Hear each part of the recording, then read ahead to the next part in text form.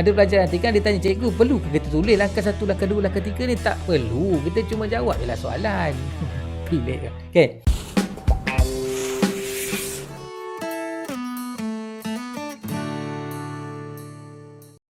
Okay, Assalamualaikum warahmatullahi wabarakatuh dan salam sejahtera. Kembali kita lagi ke channel Cikgu Penso.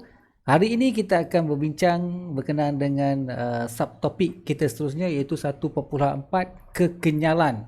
Jadi ini adalah tajuk ataupun subtopik yang terakhir dalam tajuk 1 ni. Kita akan tengok bagaimana konsep kekenyalan ini dinyatakan, dijelaskan di sinilah.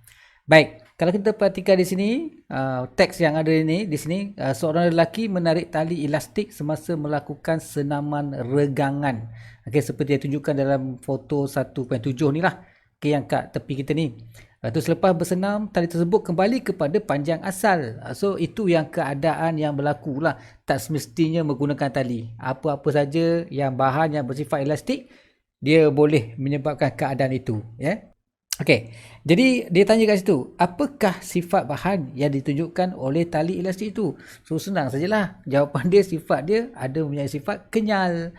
Sifat kenyal, kan? So sifat kenyal ni dalam bahasa Inggeris sebut elastik. Okey, so senang saja sebenarnya. Kita tengok pula contoh aktiviti 1.8. Okey, aktiviti ni boleh dibuat di rumah. Okey, dibuat di rumah, tak perlu datang ke sekolah apa, senang saja aktiviti ni lah. So dia guna apa ni? Spring. Ni spring biasa. Kalau kat makmal banyaklah spring ni kan. Okey, senang saja kita bengkok macam tu, ataupun kita tarik je dia akan kembali balik ke panjang asal. Ataupun kita guna span. Span ni pun boleh ada kat rumah kan. Span yang basuh pinggan tu ke, kan, yang beli yang tu ada macam-macam warna tu pun ada kan. So senang saja kita pegang, kita lepas, ataupun kita tekan, kita lepas, so dia kembali balik kepada bentuk asal. Ataupun kat rumah kita ada bahan-bahan lain yang elastik lain seperti getah contoh kan. Getah ni plastisin pula dikatakan, plastisin. So bila kita tekan plastisin, okey, lepas tu ibu jari membentuk, mengubah bentuk dia seperti yang tunjukkan. Lepas tu bila kita alih, terperhatikan bentuk dan saiz dia. Tapi dalam kes plastisin ni dia tidak kembali ke bentuk asal, kan? Jadi kita boleh katakan dia ni tidak mempunyai ciri-ciri ataupun sifat elastik tu. Sebab apa? Sebab bila kita tekan dia ubah bentuk, tetapi dia tidak kembali kepada bentuk asal. Nampak? Jadi berbeza dengan yang pertama dengan yang kedua tadi, A dan B tadi. Okey, so benda-benda lain ni macam-macam lagi lah. Okey, ini simple saja aktiviti kita boleh tunjukkan. And then daya bertindak, dia katakan situ, daya bertindak ke atas satu objek boleh mengubah bentuk dan saiz objek itu. Jadi ini kita nak masuk ni. Jadi dikatakan sini kekenyalan ialah, ini dia punya definisi dia, sifat bahan yang membolehkan sesuatu objek kembali kepada bentuk dan saiz asalnya selepas daya yang bertindak ke atasnya dialihkan. So senang saja, bila dia diberi sesuatu daya, sama ada kita mampatkan dia, bila kita lepas dia akan kembali balik kepada bentuk asal, ataupun kita regangkan dia, bila kita lepaskan daya dia akan kembali kepada bentuk asal. So itulah yang dikatakan, yang dikaitkan dengan konsep kekenyalan itu. Jadi hubungan antara daya dan pemanjangan spring, contoh kat sini dia ada pengiraan kat sini dalam konteks spring ni, pemanjangan dan sebagainya tu, dia ada kira-kira sikit lah yang tu. Okey, spring akan memanjang apabila daya tarikan dikenakan ke atasnya. Okey, bila kita tarik dia, dia akan jadi panjang lah. Jadi apakah hubungan antara daya yang dikenakan dengan pemanjang spring? Okey, yang ini kita nak kaji ni. Kita nak tengok apakah hubungan dia. Kalau kita tambah daya, apa jadi pada pemanjangan dia, kan? Kalau tambah lagi, apa jadi pemanjangan dia? Okey, so secara logiknya ataupun kita dah ada pengalaman dalam kita belajar sebelum ni ataupun dalam kehidupan kita dapat agak, kita dapat ramalkan apakah yang berlaku sebenarnya. Jadi untuk menjelaskan hubungan ini ada satu eksperimen yang penting. So eksperimen ni biasa kita buat untuk latihan cara kita nak menulis laporan, okay? Yang dulu kita panggil PK tu kan. Lepas tu dia ada selepas tu kita ada PKS kan. So ini penting sebab dalam masa yang sama, kita bukan sekadar kita nak buat laporan tu, bukan sekadar kita nak dapatkan grade dan sebagainya. Yang penting sekali kita nak memahami konsep tu dengan lebih jelas. Sebab tu kita buat sesuatu eksperimen. Jadi kalau sesuatu konsep tu kita just belajar saja, cakap saja, dengar saja, kemungkinan sesuatu konsep itu tidak berapa jelas ataupun tak tahan lama yang kita boleh faham dan kita boleh ingat. Tapi bila kita buat kita gunakan anggota badan kita guna panca indera yang ada pada kita kan, deria-deria yang ada pada kita. And then bila kita buat tu, dia insya-Allah dia akan lama kita boleh ingat lah, dan kita lebih mudah untuk faham. Jadi eksperimen ni dia tujuan dia untuk menentukan hubungan antara daya dengan pemanjangan spring. Jadi kena buatlah kat sini. Dia ada bagi pemboleh ubah kat sini. Okey, dikenakan daya kat sini, daya dikenakan. Okey, dikenakan daya, kemudian dia akan tengok pada tindak balas pada spring itu, pemanjangan dia macam mana. And then yang dimalangkan kekerasan. So eksperimen sangat penting. So saya cadangkan memang kena buatlah, sebab lagi pun dia senang sebenarnya, dia senang. Boleh katakan semua sekolah ada dia punya peralatan ni. Okey, so semoga you all boleh buat yang ini. Okey, saya tak nak panjangkan cerita pasal ini Baik. Kemudian ini dia punya perjalanan dia lah. Cuma saya nak beritahu kat sini, ni konsep ini konsep pemanjangan ni. Konsep pemanjangan ni, X ni ialah pemanjangan, extension. Bukannya panjang spring L, ini L panjang spring. Tetapi sebanyak mana dia sudah bertambah panjang itu, kita panggil pemanjangan. Okey, so ini sesuai. Ada lagi yang terkeliru ni, pemanjangan spring. Bila kita sebut pemanjangan spring, dia diukur sekali dengan panjang spring tu. So itu dah tak betul lah Okey, so kena hati-hati yang berkenaan dengan pemanjangan spring ni. Baik, kita teruskan. Okey. Ini bagus, tengok ni panjang dia punya cerita dia. Okey, saya tak nak panjangkan ni. Okey, kita lihat yang ini. Apabila kita buat eksperimen tu kan, kita akan dapat satu graf. Graf dia yang melalui asalan biasanya. Okey, graf yang melalui asalan ni dia special tau. Dia special sebab kita boleh katakan dia berkadar terus jika dia memang garis lurus lah. So dalam kes spring ni memang dia berkadar terus. Okey, berkadar terus dengan daya. Apa dia? Pemanjangan X. Pemanjangan dia kata berkadar terus dengan daya yang dikenakan. So bermaksud di sini kalau kita perhatikan pada graf ni, semakin besar daya yang diberikan, maka semakin tinggi ataupun semakin panjang dia punya pemanjangan tu. Bertambah. So kalau ikut logik akal pun memanglah macam tu kan. Okey, tapi untuk spring ni dia ada hukum ataupun ikutan hukum yang khusus lah yang kita kaitkan, iaitu hukum Hooke. Okey, hukum Hooke mengatakan apa? Dia kata pemanjangan spring adalah berkadar terus dengan daya yang bertindak ke atas spring jika tidak melebihi had kenyal spring itu. Okey, selalu orang beri pernyataan ini secara tak penuh. Okey, dia kata separuh saja, bertindak dengan daya yang ni, berkadar terus dengan daya yang bertindak. So dia sampai ke situ saja. Okey, seeloknya kita letak part yang kedua tu. Okey, dia sebenarnya dia ada macam soalan macam dua bahagian lah. Satu bahagian tu dia kata berkadar terus, satu bahagian lagi dia kata tidak melebihi had kenyal spring. Itu. Kalau kita bagi tahu separuh saja, dia tak tepat. Sebab apa? Sebab yang berkadar terus tu dia bukan sampai bila-bila dia berkadar terus. Dia sampai pada tahap tertentu. Tahap dia macam mana? Tahap dia jika dia tidak melebihi had kenyal. Kalau dia dah melebihi had kenyal, dia tak kembali balik kepada panjang asal. Okey, itu poin penting Jadi hukum Hooke mengatakan itu. Jadi kena pastikan you bagi tahu kedua-dua bahagian itu Okey, so daripada situ kita boleh tulis hubungan dia. Okey, so hubungan dia adalah kita berkatakan macam inilah, seperti mana yang saya tulis tadi itulah. X berkadar terus dengan F, kemudian F berkadar terus dengan X. So kita boleh tulis mana-mana sebenarnya. Dua-dua ni kita boleh tulis. Tapi dalam eksperimen kita buat ni, kita ubah F kan. Kita ubah F, kemudian kita tengok pemanjangan. Jadi F duduk pada paksi ni, paksi X. Sebab dia adalah pemboleh ubah ataupun kita panggil manipulative variable. So ini adalah MV kita, manipulative variable. So ini responding variable, RV kita. Jadi MV sentiasa duduk pada paksi X. Tapi bila kita buat macam ni kan, kadang-kadang kita nak dapatkan nilai K ni susah. Ada pelajar keliru ni, nilai K ni tak dapat kalau kita guna formula ni. Sebab nilai K ni adalah kecerunan. Kalau kita cari kecerunan X ni, jadi kecerunan dia sudah jadi X bahagi dengan F. Nampak? Jadi dia sudah lain. Sebenarnya kecerunan yang kita nak ataupun pemala yang kita nak itu, kecerunan yang kita nak adalah F bahagi dengan X.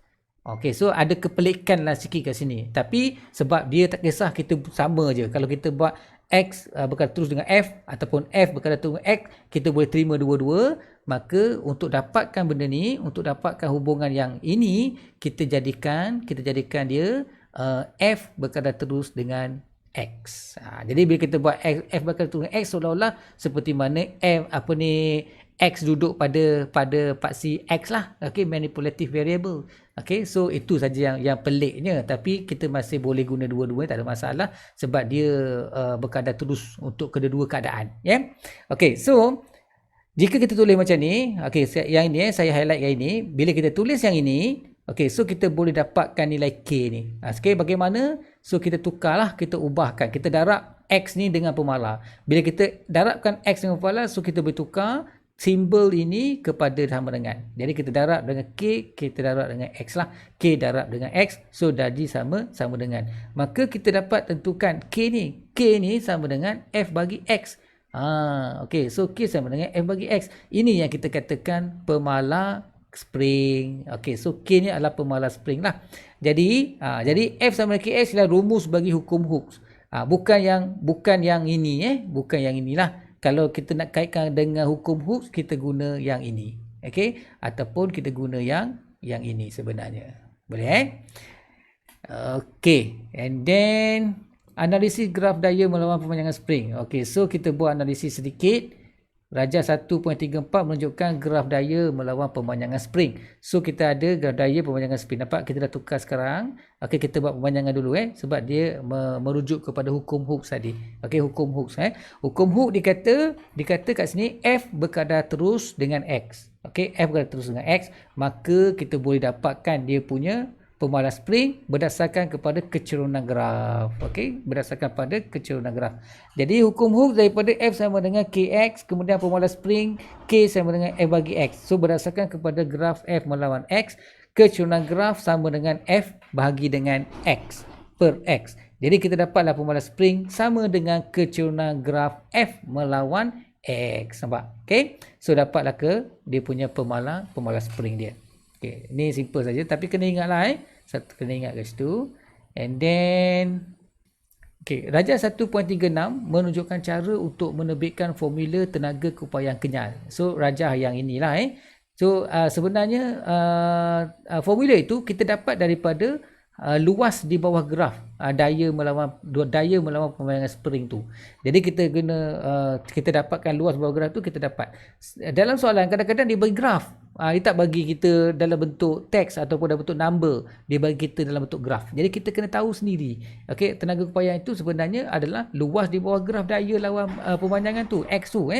Jadi tenaga keupayaan kenyal sama dengan kerja yang dilakukan untuk meregang spring. So pastikan you all boleh nak derive ini.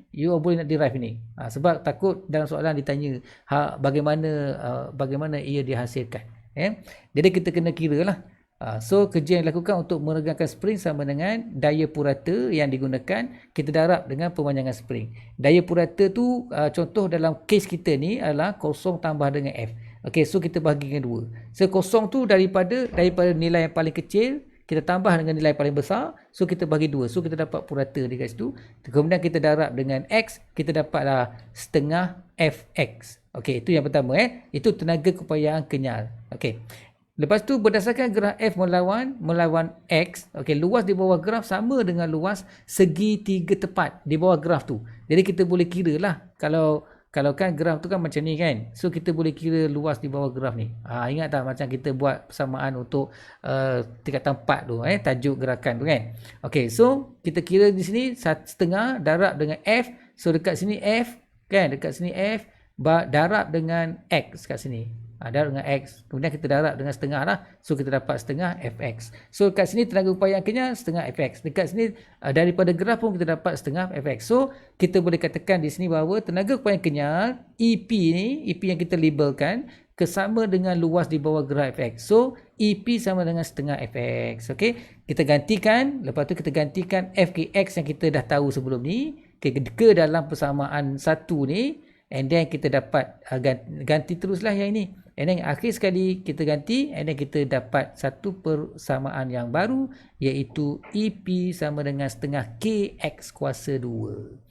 Boleh? Yang ini adalah tenaga juga kan? Ini tenaga keupayaan kan? Yang ini pun tenaga keupayaan. Okay, so bila kita gabungkan, kita boleh kaitkan dengan KX tadi. So kita masukkan nilai K. Dan ni dalam konteks ataupun dalam bentuk yang ada daya kan? Daya. Tapi yang ini dia tidak ada daya. Dia dikaitkan dengan pemalar. Pemalar spring. So walaupun kita tak tahu daya yang dikenakan, kita tahu pemalar dan pemanjangan yang berlaku, so kita juga boleh kira tenaga keupayaan kenyal. Boleh So ada dua jenis lah. Satu tenaga keupayaan kenyal yang ini, satu lagi yang ini. Nanti kita tengok macam mana kita nak gunakannya. Okay, so aktiviti yang seterusnya 1.9 ni tujuan dia menganalisis graf F melawan X untuk menentukan nilai pemalar spring dan tenaga keupayaan kenyal EP tu. Jadi pemalar spring kita boleh tentukan daripada graf, tenaga keupayaan apa kita tentukan pada graf lah, contoh kat sini kan. So aktiviti ni dia nak tunjuk bahawa daripada graf ni kita boleh dapat maklumat-maklumat itu. Okay. So dekat sini contohnya, ini pun berkadar terus kan. Ini pun berkadar terus, F dengan X kat sini. Spring R dan spring S. Ada dua spring kat sini.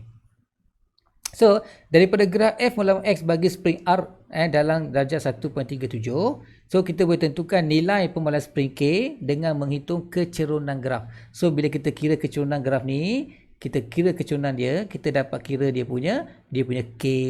Okay, So tentukan tenaga keupayaan kenyal E apabila spring diregangkan sehingga pemanjangan spring X sama dengan 0.20 meter. 0.20 meter dengan menghitung luas di bawah graf. So kita nak kira tenaga keupayaan dia, kita boleh juga kira dia punya luas di bawah graf ni. Sehingga kat sini lah, sehingga mana data yang kita ada. Contoh kat sini dia bagi sampai 0.02 ni 0.02 meter. So kita kirakan di bawah graf ni, so kita akan dapat dia punya tenaga keupayaan kenyal. Formula dia apa? Formula dia F di sini darab dengan X, kemudian kita darab dengan setengah. So kita dapatlah dia punya luas area di bawah graf tu. So itu merujuk kepada tenaga keupayaan kenyal. Okey, sama juga untuk spring S sebenarnya. Spring S pun sama juga. Okey, daripada graf F melawan X bagi spring S darjah 1.38 sebelah dia tu, tentukan nilai pemalar spring K dengan menghitung kecerunan. Sama juga disuruh, and then disuruh kita kira keupayaan tenaga kenyal EP dengan mengira dia punya luas kawasan luas di bawah graf tu dengan nilai X yang sama 0.20 meter. So tujuan dia supaya kita boleh buat perbandingan di antara pemalar spring S dan pemalar spring R tadi. So kita boleh membandingkan dari segi kekerasan spring, dari segi tenaga keupayaan spring. Okay, so itu simple saja, you all boleh buat. Ini macam lebih kepada matematik jugalah kan. Okey, seterusnya spring yang berbeza mempunyai pemalar spring yang berbeza. Ini penting ni. Kalau kita guna spring yang sama banyak-banyak, so kita anggap sebagai pemalar spring dia samalah. Kalau dia berbeza di lain-lain, so dia akan mempunyai pemalar spring yang berbeza. Jadi amat penting kalau kita nak buat contohnya penyambungan spring, biasanya untuk level kita ni kita guna spring yang sama. Jadi pemalar spring yang setiap satu tu adalah sama. So bergantung kita sambung macam mana. Okey, kita arrange dia punya kedudukan spring tu. Jadi faktor-faktor yang mempengaruhi nilai pemalar spring tu apa sebenarnya? So bergantung kepada kekerasan dia kan. Bergantung kepada berapa banyak dia extend bila mengena ataupun dikenakan dengan sesuatu daya kan. So selagi kecil dia punya X, maka kecil lah dia punya extension tu. Okey, pemanjangan tu kecil lah. Okey, aktiviti 1.10 membincangkan faktor-faktor yang mempengaruhi nilai pemanjangan pemalar spring. Okey, so ada dua buah pemberat berslot 50 gram, pembaris separuh meter dan kaki retot. So ada beberapa alat yang kita perlukan dan ada spring jenis-jenis yang berbeza dan saiz yang berbeza. Contohnya pasangan A kat sini dia ada spring keluli dan spring cuprum. Okay, so material dia punya bahan yang berbeza untuk buat spring ni. Manakala pasangan B pula spring keluli tebal dan spring keluli halus. So yang ini dibandingkan jenis bahan, yang ini dibandingkan dari segi saiz apa tu dawai ataupun spring yang digunakan. Yang C pula ni pasangan dia diameter spring tu, yang besar dengan yang kecil diameter dia. Dan pasangan D dia dikaitkan dengan panjang ataupun pendek. Saiz yang sama, okey, material yang sama, tetapi dia berbeza dari segi panjang dan pendek dia. Okay, so ada 4 kategori kat situ. Ada 4 kategori kat situ. And then bila kita gantung, so kita dapatlah tahu kan. Contoh dia kat sini, contoh dia pada spring yang pertama, pasangan pertama ni kan. Nama dia saiz semua sama, cuma material dia berbeza. So dia digantungkan dengan peberat berslot 50 gram dulu kan. Lepas tu kita pun ukur kira pemanjangan spring tu dan bandingkan macam mana kan. Lepas tu kita catat. Sama juga dengan yang lain-lain tadi. Kita bandingkan pemanjangan ya, kita bandingkan pemanjangan, bukan kita bandingkan panjang dia, pemanjangan dia. Sebab apa? Sebab nanti pasangan D ni tak pasangan D ni macam tak boleh lah kan, tak adil lah kalau kita ukur pemanjangan kan, memang tak logik lah. Jadi kita tengok dari segi pemanjangan dia, berapa panjang dia tu dah bertambah. Okey, so daripada eksperimen tu kita pun dapatlah kena pasti faktor-faktor yang mempengaruhi. Apa faktor-faktor yang mempengaruhi? Empat-empat ni lah kan. Empat-empat faktor ni mempengaruhi dia, jenis bahan, dia punya saiz spring ataupun saiz diameter ataupun berapa halus, berapa tebal, berapa halus dia punya dawai tu yang dia buat tu ataupun kita sebut situ saiz spring lah, saiz dawai spring. Yang ini pula saiz spring ataupun diameter spring tu. Yang ini pula dia punya panjang spring. Ada yang pendek, ada yang panjang. So dalam keadaan 4 sekurang-kurangnya kita dapat faktor yang mempengaruhi kekuatan ataupun pemalas spring. Baik, seterusnya kita tengok lagi nilai pemalas spring dipengaruhi oleh bahan spring. Yang ni dah dikata tadi. Okey, bahan spring, panjang spring, diameter spring dan ketebalan dawai spring. Okey, so ada 4 sekurang-kurangnya. 4 faktor-faktor ni. Contohnya bahan spring, perubahan faktor bahan berlainan. Okey, so dia menggunakan bahan berlainan, so dia berubah mengikut jenis bahan. Bergantunglah, ada jenis bahan itu keras, ada jenis bahan itu dia lembut kan. Okey, kemudian panjang spring. Okey, kalau lebih panjang dia lebih tinggi kekerasan ni, kesan kepada nilai pemalas tu lebih tinggi. Dia lebih panjang, ni lebih pendek tadi. Kalau lebih pendek dia lebih keras lah. Kalau lebih panjang dia lebih rendah. Dia punya kesan ke atas nilai pemalas spring. Jadi pemalas spring dia lemah lah. Okey, kecil. Lepas tu diameter spring, diameter kecil lebih tinggi. Dia punya pemalas dia. Diameter besar dia lebih rendah. Okey, so dengan kata lain, kalau diameter kecil tu dia lebih keras tau. Walaupun dia material sama, dia punya saiz dawai itu sama, tetapi sebab lilitan itu besar, lilitan kecil, so itu pun memberi perbezaan. Okey, kemudian ketebalan dawai spring. Okey, diameter dawai kecil rendah lah kan. Diameter dawai besar dia lebih kuat lah. Kalau yang besar ni dengan yang besar ni, so ada beza lah dia punya kekuatan tadi. Okey, seterusnya kita nak selesaikan masalah yang melibatkan daya dan pemanjangan spring. Okey, dalam sistem yang terlibat dalam 2 atau lebih spring yang serupa, susunan spring adalah sama ada sesiri atau selari. Okey, Rajah 1.41 menunjukkan 2 spring yang serupa disusun secara sesiri dan selari. So, dalam konteks ni, kita ada berapa jenis susunan? So, ada 2 jenis susunan lah. Ada 3 sebenarnya. 1 disusun secara sesiri, 2 disusun secara selari, 3 disusun secara kombinasi. Okey, dia akan bergabung di antara sesiri dan selari tu. Jadi, sekurang-kurangnya kita ada 3 jenis susunan. Susunan spring yang serupa secara sesiri. Yang ini. Okey, dia sambung secara memanjang macam ni, dia panggil sesiri. So, kalau sesiri ni, satu ni ada panjang, satu ni ada pemanjangan. So, kita tulis katakan satu ni ada X dan sini pun ada satu lagi X. So, pemanjangan dia sebenarnya sudah jadi 2X. Okey, dikatakan sini daya regangan yang dikenakan ke atas spring bertindak pada setiap spring dalam susunan sesiri tersebut. Okey, so dia punya pemanjangan jadi 2X. Okey, susunan spring yang serupa secara selari pula disusun secara bersebelahan macam ni. So ini kita panggil susunan selari. Okey, susunan selari pula dia punya pemanjangan dia adalah setengah-setengah. So kalau tadi 1x kan, yang ini setengah. So ini dia punya nilai dia atau pemanjangan dia jadi setengah. Yang ini setengah, yang ini pun setengah juga. Okey, so pemanjangan sistem dia jadi x per 2. Itu dalam satu sistem lah.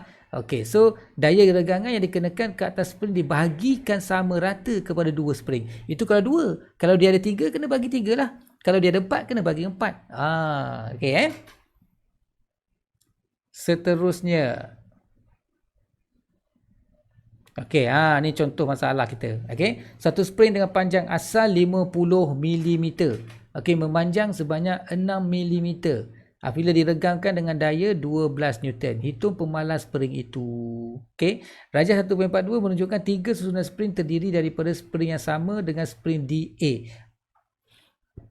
Bagi setiap susunan spring, tentukan tegangan, pemanjangan setiap spring, pemanjangan sistem dan jumlah panjang susunan spring itu. Okey, so kita tengok macam mana dia selesaikan ya. Dia ada susunan ABC tu ada susunan ABC. Kita tengok soalan pertama tu A, macam mana dia selesaikan. Okey, kita ikuti langkah-langkah yang dicadangkan. Yang pertama sekali kita mengenal pasti masalah. Yang kedua kita mengenal pasti maklumat yang diberikan. Kemudian mengenal pasti rumus yang digunakan menyelesaikan masalah secara numerikal. So langkah-langkah ni kalau you perhatikan daripada awal sampai sekarang, langkah-langkah ni sama saja. Okey. So inilah langkah yang standard yang you boleh amalkan. Tetapi bila kita jawab exam, janganlah kita tulis langkah-langkah ni. Okay, janganlah strict sangat kan. Ada pelajar nanti kan dia tanya, cikgu perlu ke kita tulis langkah 1, langkah 2, langkah 3 ni? Tak perlu. Kita cuma jawab je lah soalan. Pelik lah. Okay, nombor 1. Okay, pemalas spring K. Okay, so kita tentukan pemalas K kan. And then daya diberilah 12 Newton. Okey, pemanjang spring adalah 6 mm. Okey, so diberi. And then kita guna saja persamaan K sama dengan F bagi X. Dan kita gantilah nilai dia. Okey, 12 bahagi dengan 6. So kita dapat 2 Newton per milimeter. Okey, 2 Newton per milimeter. Tak apa ke yang dalam unit milimeter ni? Tak apa, tak ada masalah. Dia bukan suruh kita letak unit apa-apa pun. Jadi kita boleh je letak unit yang sesuai, unit yang benar, yang betul. So tak ada masalah. Okey, kenapa dia jadi Newton per milimeter? Sebab ini Newton, ini milimeter. Jangan pelik pula. Jadi Newton per milimeter. Kalau dia letak Newton per kilometer pun, dia jadilah Newton per kilometer kalau ada kan. Macam tu. Okey, seterusnya kita tengok soalan yang kedua atau soalan B. Soalan B dia macam ni lah. Contoh yang ni dia buat dalam bentuk table lah. Dia tak nak kacau bilau kan. Tak nak kacau bilau tersusun ke sana sini. Jadi dia susun secara table, jadual macam ni. Okay. So PQ, PQRS, TUVW. PQRS, TW. So ini spring-spring yang disusun secara sesiri. P dan Q disusun secara sesiri. Okay. Yang R dengan S ni disusun secara selari. Manakala 3 spring TUV selari dengan spring W sesiri. Okay. So ini gabungan lah. Ini yang saya kata tadi. Ini sesiri, ini selari dan ini gabungan. Boleh Okay. So bagaimana tegangan dia? Tegangan dia kalau kita perhatikan kat sini, setiap spring itu mengalami 12. Okay, 12 dia punya pemanjang dia punya tegangan dia. Tegangan dia tu dimasuk berapa yang diberikan lah. Ni Newton kan. Saya tengok balik kat sini. Okay, nampak ni. Diberi 12 Newton ni tegangan dia. Okay, so diberi daya sebanyak 12 Newton. Okay, masing-masing kena 12 Newton. P 12, Q pun 12. Jadi pemanjangan dia akan jadi 6 lah. Pemanjangan dia akan jadi 6. Seperti mana yang diberitahu lah kan. Sekejap kita tengok ni. Ni. So kalau diberi 12 Newton, pemanjangan dia 6 mm. Okay. So setiap satu akan memanjang sebanyak 6 mm. Itu susunan secara sesiri. Jadi yang ini pemanjangan tambah 6 mm, yang ini pun tambah 6 mm. Jadi berapa pemanjangan sistem spring tu? 6 tambah, yang ini 6 tambah 6 dalam sistem dalam sistem. Bukan setiap spring tu, dalam sistem dia. Jadi 6 tambah 6 jadi 12 pemanjangan. Pemanjangan dia jadi 12. Jadi jumlah panjang dia yang pertama 50 kan, yang pertama 50, yang kedua 50. Jadi tambah dengan pemanjangan. Jadi dia jadi 112. Begitu. Okey. Untuk susunan secara selari pula, kalau kita perhatikan ke sini, masing-masing tegangan daya dikenakan dia sudah berkongsi dua. Dia sudah berkongsi, engkau ambil separuh, aku ambil separuh. Jadi dia jadi separuh lah. Dari 12 Newton tadi dia bagi dengan 2. So masing-masing menerima 6 Newton. Okay, masing-masing menerima 6 Newton. Dan pemanjangan dia pun berkongsi. Sepatutnya jadi 6 tadi. Sebab dia dah berkongsi 2 orang tadi. So masing-masing ambil separuh. Jadi masing-masing ambil 3. Satu lagi 3. Satu lagi 3. Okay, so pemanjangan spring secara keseluruhan 3 lah. Sebab dia memang bersusun secara selari. Okay, secara selari. Okay, 1, 2 kat sini. Alamak peliknya spring ni. Okay, so dia panjang dia pun sama lah. Sebab dia berkongsi berbadu. Jadi dia dapat pemanjangan secara keseluruhan sistem tu adalah 3. Manakala susunan semua sekali dengan panjang dia jadi 50, 53. Okey, yang ni yang asal, yang ni yang pemanjangan. Okey, manakala susunan C pula dia special sikit lah. Okey, special sikit. Kita kena tengok part by part. Okey, kita tengok part by part. Kalau susunan tu, okey, T macam mana, U macam mana, V macam mana, W macam mana, kita tengok. Dia kata kat sini, T, U, V secara selari. Secara selari kan? Kan ditunjuk kat situ. Okey, T, U, alamak, pun dia keluar tu. Okey, T, U, V. Okey, betul tak? Saya lupa. Ya, tengok. Macam tu, betul lah T, U, V. Okey, kemudian dia ada kat bawah ni dikongsi satu lagi dengan W kat sini. Begitu. Jadi kat sini untuk bahagian ni kalau tengok T ni dia bagi dengan 3 sebab dia 1 2 3 berkongsi kat situ. Jadi 12 Newton tadi tegangan dia, daya dia, so bagi dengan 3 dia dapat 4. Sama juga dengan U dapat 4, sama juga dengan V dapat 4. Yang bahagian ini saja. Okey, yang bahagian ini Lepas tu daya ataupun pemanjangan yang dikenakan sepatutnya jadi 6 kan. Jadi 6 dia bagi dengan 3, jadi dapat 2. Dapat 2. Jadi dalam sistem yang pertama yang bahagian atas tu pemanjangannya cuma tambah dengan 2 saja. Tetapi W yang bawah ni dia single je. Dia single dia macam seolah-olah yang satu lah. Seolah-olah macam yang ini punya. Jadi dia jadi sama macam tu. Jadi 12 Newton dia kenakan dan dia memanjang sebanyak 6. Jadi sistem tu telah panjang sebanyak mana? Sebanyak 2 tambah dengan 6 jadi 8. Okey, 2 bahagian ini, sini tambah 2. Okey, sini tambah 6. Jadi jumlah dia ada 8 mm. Keseluruhan sistem, yang ini 50, yang ini 50. So that's why ditambah 50 tambah 50 and then tambah dia punya 8 ni jadi 108. Okay, so itu mainan je, dia kena tengok betul-betul kan, dia susun kat situ kat sini. Okay, so yang ini yang apa ni, yang tinggi lah yang level yang paling tinggi dalam konteks yang ni. So yang ni asas lah, yang ni asas, sesiri dengan selari ni asas dia. Okay, so harap you faham kat situ, and then sampai di situ saja untuk tajuk ini, simple saja. And then kita dah habis untuk topik tajuk 1. Okay, so nantikan untuk tajuk kedua pula. Okey, dan sementara itu saya akan cuba buat juga untuk apa ni, soalan-soalan tutorial yang berkaitan dengan topik 1.1 sampailah 1.4. Okey, jumpa lagi.